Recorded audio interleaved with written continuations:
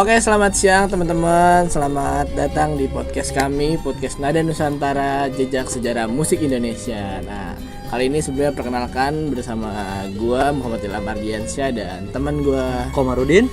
Nah, kenapa sih kita memilih sejarah musik Indonesia? Karena musik sudah menjadi bagian dari kehidupan masyarakat Indonesia sejak zaman dulu, teman-teman. Jadi, setiap daerah di Indonesia tuh memiliki musik tradisionalnya sendiri, kayak gamelan dari Jawa, ada angklung dari Sunda, sama kayak dari Tapanuli lah. Musik Tapanuli itu dari Sumatera Utara. Nah, Dari Sumatera Utara itu. iya, jadi seiring berkembangnya zaman nih, Komar kan ya. Indonesia tuh kayak berubah-ubah lah musiknya, dari kayak ada keroncong, ada dangdut, pop, rock juga. Nah, sampai musik indie nih yang kayak sekarang-sekarang gini ya. Iya, lagi digemarin banyak banget anak-anak muda, terutama ya gue sendiri gitu. Cuman sayangnya banyak anak muda yang nggak tahu bagaimana sejarah musik ini itu bisa berkembang. Kayak banyak yang nggak tahu asal usul pengaruh budayanya itu gimana. Nah, Jadi gimana sih musiknya awal masuk ke Indonesia tuh gimana? gua pernah baca kenapa musik Indonesia tuh awal masuknya itu kayak dari zaman Hindu Buddha dulu. Jadi musik itu dulu tuh digunain dalam upacara kayak adat dan keagamaan. Jadi kayak bentuk musik itu paling awal banget di Indonesia itu ya musik buat upacara dan adat dan keagamaan. Oh, jadi orang-orang dulu tuh ya musik tuh cuman buat adat sama beragama Iya. gitu, bukan buat senang-senang gitu ya. Iya, Bukan kayak dulu. kita sekarang ya. Pada masuk ke awal Indonesianya. Oh.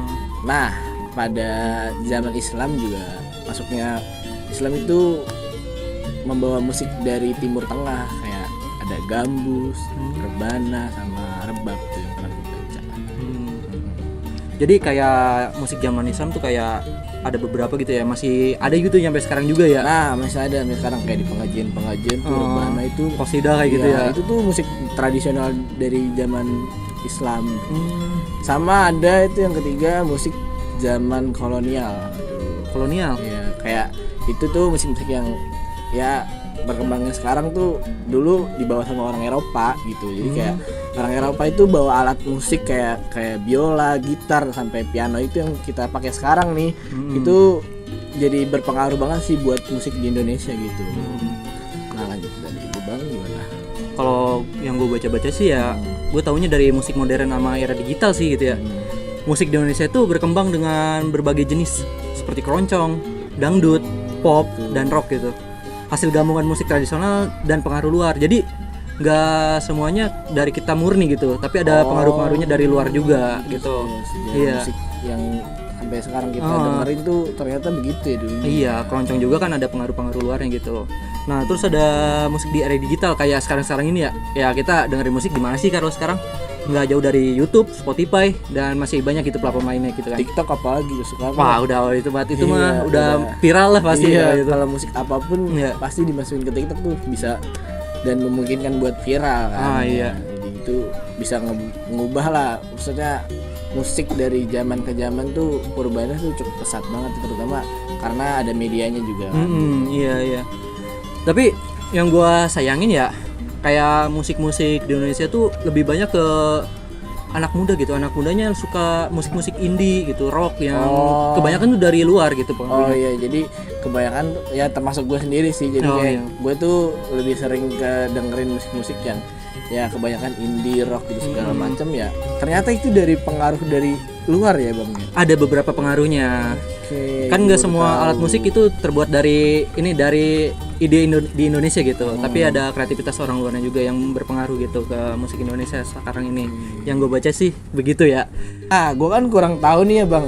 Kayak musik-musik keroncong nih ya. Cuman gue biasa tuh dengerin kayak nada-nadanya. Nah, cuman gue nggak tahu sejarah keroncong itu kayak gimana sih sebenarnya. Nah, awal mula keroncong itu tetap juga masih pengaruh orang-orang Eropa juga. Oh, dari orang-orang Eropa juga. Tepatnya tuh musik dari Portugis yang diperkenalkan pada abad ke-16 gitu. Musik ini kemudian mengalami akulturasi dengan budaya di Indonesia ya, terutama di bagian Jawa, bagian daerah Jawa, dan berkembang menjadi bentuk musik yang unik dengan ciri khasnya sendiri gitu. Oh, jadi Lu tuh pasti tahu kan keroncong gimana gitu ciri khas musiknya. Pada awal orisinalnya tuh dari Eropa, cuman ketika dia masuk ke Indonesia itu udah diakulturasi, dimix lah, udah jadi lebih yang lebih ke budaya-budaya Indonesia lagi gitu.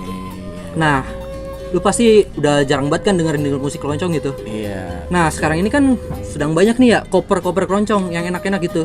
Jadi musik dari luar gitu ya, luar negeri gitu, udah di cover sama musisi-musisi Indonesia jadi bentuk keroncong. Nah coba lu dengerin di YouTube pasti banyak itu. Oke, ada ini nggak? Maksudnya kayak contohnya gitu yang lu tahu bang? Nah yang gue tahu sih ya dari lagu LOVE ya, di keroncong cover dari Line Music Entertainment gitu. Oh ada itu ya. Nah dia udah pasti asik banget kalau lu suka lagu-lagu kayak gini gitu.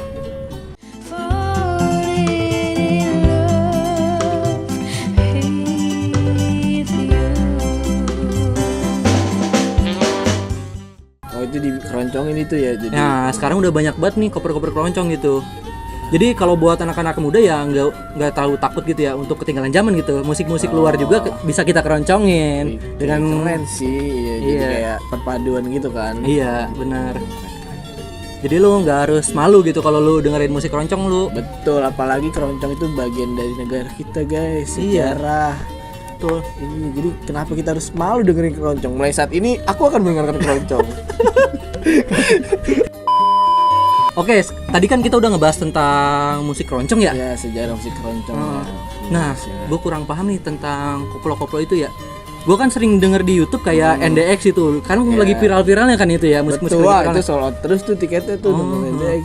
Nah itu gimana sih sejarah tentang koplo itu, musik koplo itu? Nah, pas banget lu nanya ke orang yang tepat. Karena jujur gua salah satu pendengar musik koplo juga. Jadi koplo itu biasa dikenal kayak irama gendang yang menghentak gitu. Jadi kayak ketika ada hentak dutak nah, gitu ya. itu kita bikin joget. Nah, iya. jadi koplo itu memiliki sejarah yang menarik. Nah, musik Gimana koplo ini muncul sebagai evolusi dari dangdut, terutama di Jawa Timur pada awal tahun 2000-an, teman-teman. Jadi sebagai respon terhadap kejauhan terhadap musik yang ada pada saat itu gitu. Jadi musisi di daerah pesisir Pantura Jawa Timur nih mulai menggabungkan unsur musik dangdut dengan musik tradisional seperti kendang kempul. Jadi kendang kempul itu adalah alat tradisional gitu. Kayak ada kendang kempul, jaranan, gamelan dan kayak jaipongan itu dijadiin satu dan menciptakan genre yang baru kemudian dikenal sebagai koplo gitu. Oh jadi kayak sejarah-sejarahnya dari kejenuhan gitu ya? Iya betul. Dia jenuh udah sekali. sama musik-musik itu terus jadi koplo gitu ya? Sama di Jawa Timur tuh ya. Lu ada saran gak sih lagu koplo? Gua kan cuma dengerin NDX aja ya.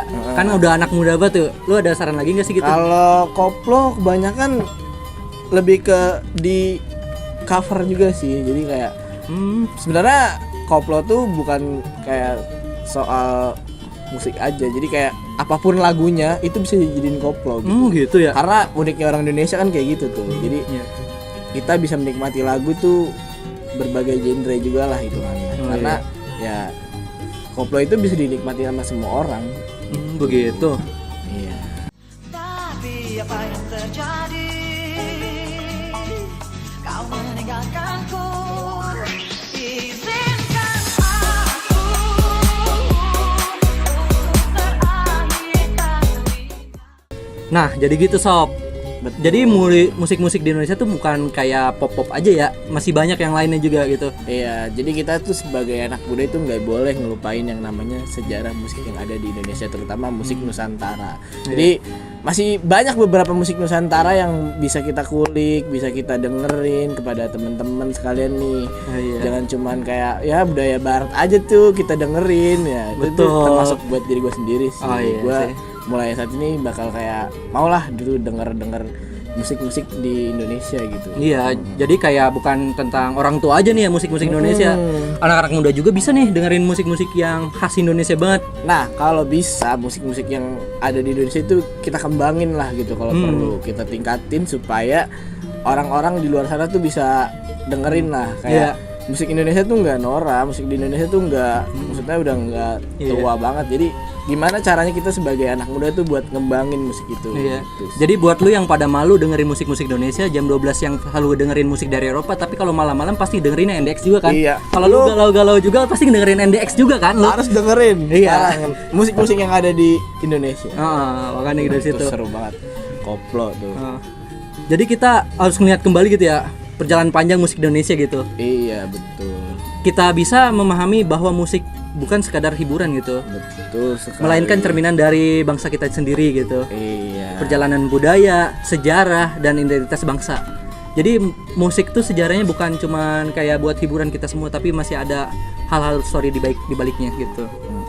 Jadi kayak ya ibaratnya melalui podcast pertama ini kita tuh bisa ngajak lah buat temen-temen tuh kenal sejarah musik Indonesia sebagai pengetahuan, tapi juga sebagai warisan yang patut juga kita jaga dan kita lestarikan. Kalau lu bukan lu siapa lagi gitu? yang mau Betul sob, ngasarin. kita yang Itu jaga dia. musik Indonesia. Oke. Oke, jadi sebenarnya banyak yang mau kita ceritain ya. Itu Tapi- mungkin next episode kali ya. Next episode kali ya, boleh ya. Tuh, karena Jadi masih panjang lah kita iya. gitu. Nanti pokoknya bakal seru-seruan lagi, kita bakal ya dengerin nostalgia lah sejarah musik yang ada di Indonesia gitu kan. Masih banyak genre-genre musik di Indonesia juga kan ya. Masih baru Pulau Jawa baru Pulau Jawa aja gitu ya Iya, ngejelasinnya. Kita ya sebagai warga negara kita itu turut merawat identitas budaya kita sendiri, karena sejatinya memahami sejarah musik Indonesia adalah juga menghargai keberagaman dan kekayaan jiwa bangsa, dan sukses dalam karir sekaligus menjadi agen perubahan yang membawa dampak positif bagi diri sendiri dan lingkungan sekitar. Sekian dari saya, gua Muhammad Ilham Ardiansyah. Dan gua Komarudin, sampai jumpa lagi di Nada Nusantara. Wuh.